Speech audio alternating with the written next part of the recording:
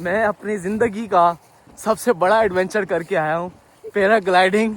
और मुझे height phobia, और मुझे यकीन नहीं आ रहा कि मैं 15 मिनट तक हवाओं में था, साउथ कोरिया की हवाओं में। भाई साहब 6 साल पहले मैं कोरिया आया था सिर्फ पैसे कमाने की नीयत से, और आज मैं अपनी जिंदगी का सबसे बड़ा एडवेंचर करने जा रहा हूँ। 12 घंटे की नाइट शिफ्ट और सिर्फ 2 घंटे की नींद के बाद आप ऐसी हरकतें अक्सर कर देते हो। बिना सोचे समझे मैं भी घर से निकल गया। आधे रास्ते के बाद याद आया कि मैं वैलेट भी घर पे भूल आया हूँ। डिप्रेशन। तकरीबन 1 घंटे की ड्राइव करने के बाद मैं पहुंच गया कोरिया के शहर देगू। और अगर आप भी कभी देगू आओ तो ये जगह जरूर ट्राई करना। ये लोग यहाँ पर पैराग्लाइडिंग करवाते हैं with all the safety measures, और वो भी बहुत ही कम प्राइसेस में। यहाँ आते ही उन्होंने मुझसे रजानामा साइन करवाया। तब पता चला कि उस्ताद ये तो कोई सीरियस मामला है। 20 मिनट तक इंस्ट्रक्टर मुझे कोरियन में ऐसे समझा रहा था कि पता नहीं मुझे कितनी कोरियन आती हो। दोस्तों यहाँ ये मुझे इस गाड़ी में बिठाकर एक पहाड़ी की चोटी पर ले गए। रास्ते में मुझे वीडियोस दिखाकर समझाने की कोशिश करते रहे, पर यहाँ पर मेरी हालत टाइट हो रही थी हाइट देखकर। और फिर आ गई वो जगह जहाँ खड़े होकर मुझे अपनी जिंदगी के सारे हसीन लम्हे याद आने लगे। इन्होंने मुझे ये कपड़े दिए, कहा कि पहन लो, और अब बारी थी उड़ने की। और मैं आसमान की ऊंचाइयों में पाइप मुझको लैंड करा। और ये आपका भाई हवा में था। पहले 2 मिनट मेरी सांसें बंद हो गई, पर उस्ताद बहुत प्रोफेशनल था। उन्होंने हौसला अफजाई की, बोले बेटा चुपचाप एंजॉय करो वरना यहीं से गिरा दूंगा।